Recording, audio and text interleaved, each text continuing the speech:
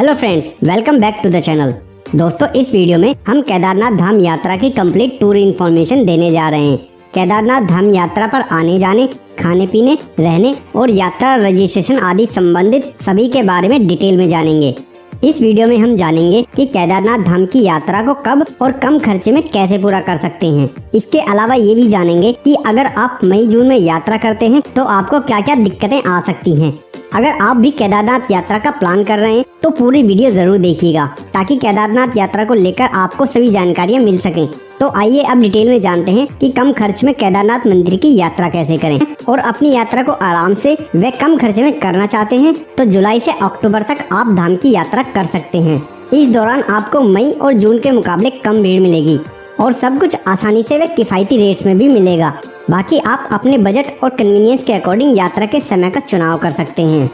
बात करें दोस्तों केदारनाथ धाम पहुंचने की, तो आप हरिद्वार, ऋषिकेश या देहरादून पहुंचकर अपनी यात्रा की शुरुआत कर सकते हैं। इन तीनों जगहों से ही केदारनाथ धाम के लिए बस सर्विस अवेलेबल है, लेकिन हरिद्वार सबसे बेहतर विकल्प है केदारनाथ धाम की यात्रा के लिए। इसके लिए सबसे पहले आपको हरिद्वार आना पड़ेगा। हरिद्वार से केदारनाथ धाम 240 किलोमीटर की दूरी पर है। हरिद्वार तक आप ट्रेन या बस किसी भी माध्यम से आ सकते हैं। हरिद्वार से केदारनाथ मंदिर जाने के लिए सोनप्रयाग तक रेगुलर बसें चलती हैं, जिसका किराया एक व्यक्ति का 700 रुपए से 800 रुपए के आसपास होता है और इसमें समय लगता है लगभग 8 से 10 घंटे। सोनप्रयाग के लिए बसें हरिद्वार से सुबह सुबह 4 बजे ही चलनी शुरू हो जाती हैं, इसलिए सुबह जल्दी बस पकड़ने के लिए आपको हरिद्वार में सुबह जल्दी पहुंचना पड़ेगा या फिर एक रात हरिद्वार में स्टे करना होगा।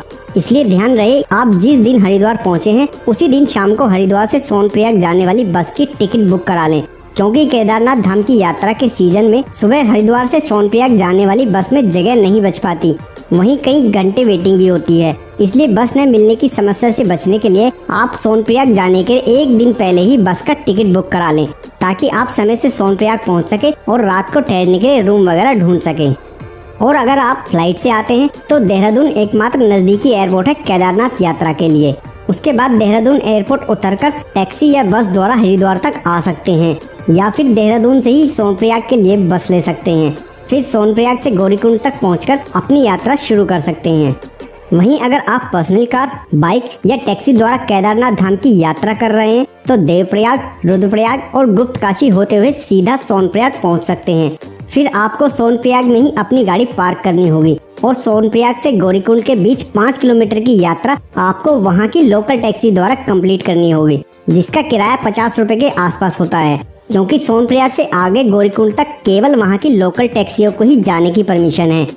दोस्तों, यहाँ पर एक ध्यान देने वाली बात यह है कि अगर आप पीक सीजन में यात्रा कर रहे हैं तो आपको सोनप्रयाग से गौरीकुंड तक जाने के लिए टैक्सी के लिए काफी वेट करना पड़ेगा और काफी लंबी लाइन में भी लगना पड़ सकता है।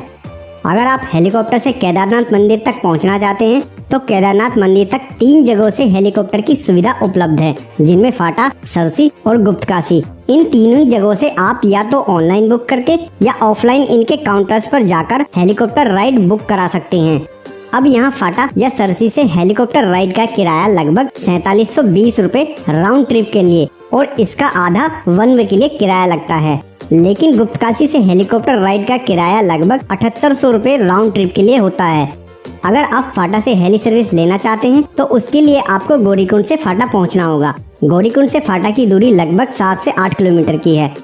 दोस्तों, सोनप्रयाग पहुंचने के बाद आप यहां पर रूम बुक करा सकते हैं। सोनप्रयाग के अलावा भी 5 किलोमीटर आगे गौरीकुंड में भी रूम्स अवेलेबल होते हैं, चाहे तो आप वहां भी रूम्स ले सकते हैं।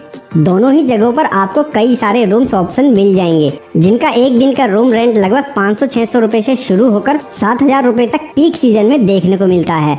रूम्स के अलावा आपको यहाँ ठहरने के लिए डॉर्मेट्री व धर्मशालाएं भी मिल जाएंगी, जिनका किराया लगभग 400-500 रुपए से शुरू होता है। साथ ही GMVN के द्वारा उपलब्ध कराए गए कॉटेजेस को भी आप रेंट्स पर ले सकते हैं। यहाँ ध्यान बस यही रखना है कि अगर आप पीक सीजन में अपनी यात्रा प्लान कर रहे हैं तो कोशिश करें जितनी जल्दी हो सके ऑनलाइन या ऑफलाइन होटल्स में रूम बुक कर लें, वरना आपको रूम्स को लेकर काफी परेशानियों का सामना करना पड़ सकता है। दोस्तों, गौरीकुंड पहुंचने के बाद केदारनाथ मंदिर की यात्रा पैदल ट्रैक करके शुरू करते हैं, क्योंकि केदारनाथ मंदिर की चढ़ाई गौरीकुंड से शुरू होती है। गौरीकुंड से केदारनाथ मंदिर की चढ़ाई 16 से 18 किलोमीटर के बीच होती है। गौरीकुंड से पैदल ट्रैक करके केदारनाथ मंदिर जाते हुए आपको बहुत सारे श्रद्धालु मिलेंगे, क्योंकि अधिकतर लोग इस ट्रैक को पैदल ही पूरा करते हैं। इसके अलावा जो लोग पैदल यात्रा नहीं कर सकते उनके लिए और भी कई विकल्प मौजूद हैं, जिनमें गौरीकुंड से केदारनाथ मंदिर के लिए पालकी, घोड़े खच्चर की सवारी की भी व्यवस्था है। यहाँ घोड़े खच्चर का किराया 2300 रुपए और डोली या पालकी का रेट सीजन के अकॉर्डिंग 7 से 8,000 रुपए होता है।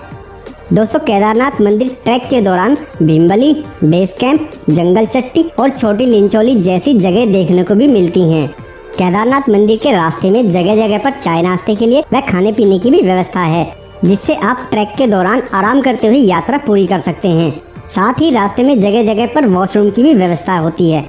इसके अलावा दोस्तों, ट्रैक के दौरान जैसे जैसे आप अपनी चढ़ाई चढ़ते रहेंगे वैसे वैसे ग्लेशियर्स, वाटरफॉल्स, पहाड़ों और घाटियों के ब्यूटीफुल व्यूज देखने को भी मिलेंगे। लेकिन दोस्तों, ट्रैक के दौरान घोड़े खच्चर और श्रद्धालुओं के लिए एक ही मार्ग होने के कारण यात्रियों को अधिक सावधानी के साथ यात्रा करनी पड़ती है। दोस्तों, अगर आप केदारनाथ मंदिर टाइम से पहुंच जाते हैं तो आप दिन में ही दर्शन कर सकते हैं। यहाँ केदारनाथ मंदिर में स्थापित भगवान शिव के दर्शन सुबह 5 बजे से शाम 5 बजे तक ही कर सकते हैं। शाम 5 बजे के बाद दर्शन नहीं करने दिए जाते, क्योंकि शाम को मंदिर में भव्य आरती होती है, जिसमें भक्तों की बहुत अधिक भीड़ मंदिर के बाहर भी इस भव्य आरती में शामिल होती है, जिससे मंदिर का पूरा परिसर बाबा केदारनाथ के जयकारों से गूंज उठता है और ये नज़ारा सच में देखने लायक होता है। इसलिए अगर आप 5 बजे से पहले केदारनाथ मंदिर पहुंच जाते हैं तो आप बाबा केदारनाथ के दर्शन कर सकते हैं, वरना दोबारा आपको सुबह ही बाबा के दर्शन की अनुमति दी जाएगी और फिर अगले दिन सुबह जल्दी उठकर मंदिर में दर्शन के लिए जा सकते हैं, क्योंकि मंदिर के बाहर सुबह 3 बजे से ही दर्शन करने के लिए लाइन लग जाती है। दोस्तों, केदारनाथ मंदिर के आसपास रुकने के ज्यादा ऑप्शंस नहीं हैं और जो हैं भी उनके रेट्स 1000 रुपए से लेकर 7-8 हजार रुपए तक सीजन के हिसाब से होते हैं। यहाँ पर आपको प्राइवेट होटल्स, GMVN के होटल्स और डॉर्मेट्री की सुविधा भी मिल जाती है। इनके अलावा आपको GMVN हट्स और कैंप्स भी मिल जाएंगे, जिनमें हट्स का किराया 900 से 1000 रुपए और कैंप्स के किराया 400 से 500 रुपए होता है। बात करें केदारनाथ मंदिर पहुंचने पर खाने पीने की, तो आप यहाँ होटल्स के अलावा अन्नपूर्णा भोजनालय में भी भोजन कर सकते हैं, जहाँ एक थाली का प्राइस 300 से 350 रुपए होता है। आपको यहाँ अधिकतर केवल शाकाहारी नॉर्मल खाना ही खाने को मिलता है। दोस्तों, अब बात करते हैं केदारनाथ धाम दर्शनों के लिए रजिस्ट्रेशन कैसे, कब और कहां से करा सकते हैं। तो केदारनाथ धाम दर्शन के लिए रजिस्ट्रेशन करवाने के 2 तरीके हैं, ऑनलाइन रजिस्ट्रेशन और ऑफलाइन रजिस्ट्रेशन। ऑनलाइन रजिस्ट्रेशन के लिए आप उत्तराखंड के केदारनाथ यात्रा के ऑनलाइन रजिस्ट्रेशन पोर्टल पर जाकर केदारनाथ यात्रा के लिए रजिस्ट्रेशन करवा सकते हैं। इसके अलावा आप ऑफलाइन रजिस्ट्रेशन के लिए उत्तराखंड सरकार द्वारा हरिद्वार, ऋषिकेश, सोनप्रयाग या गौरीकुंड में बनाए गए काउंटर्स पर जाकर भी ऑफलाइन रजिस्ट्रेशन करवा सकते हैं। लेकिन ऑफलाइन रजिस्ट्रेशन बनवाने में लाइन लगाने के कारण बहुत अधिक समय लग जाता है, इसलिए हो सके तो ऑनलाइन रजिस्ट्रेशन कराकर ही अपनी यात्रा पूरी करें।